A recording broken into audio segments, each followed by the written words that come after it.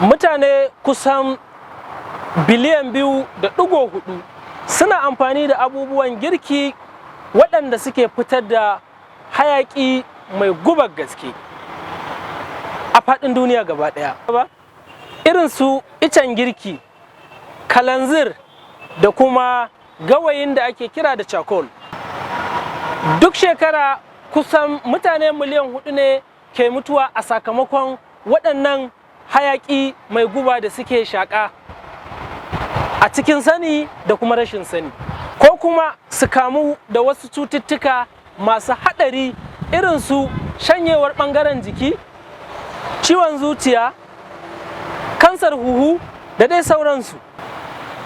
Iyayenmu mata da ƙananan yara da suke goyo su suka fi kowa gararin kamuwa da irin waɗannan cututtuka, saboda kuwa su suke yin girki a cikin guraren da ake cewa indo, wato kamar kicin na gargajiya wanda ake da shi a cikin gida, wanda yake ta baya iya fitar da hayaƙi, wannan hayaƙin da suke amfani da shi da ice da charcoal.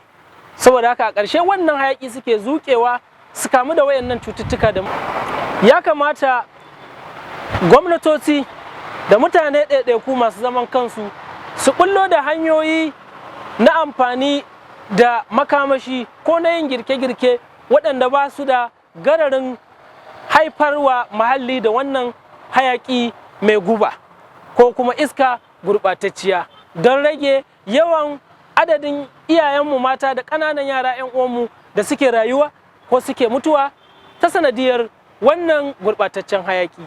Rahoto Majalisar Ɗinkin Duniya ce ta fitar da shi, wato hukumar Majalisar Ɗinkin Duniya da take kula da tsaftar muhalli ita ce ta fitar da wannan rahoto.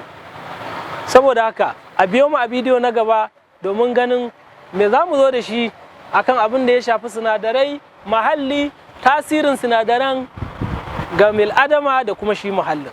Sunana Nura Tasiu. Assalamu alaikum.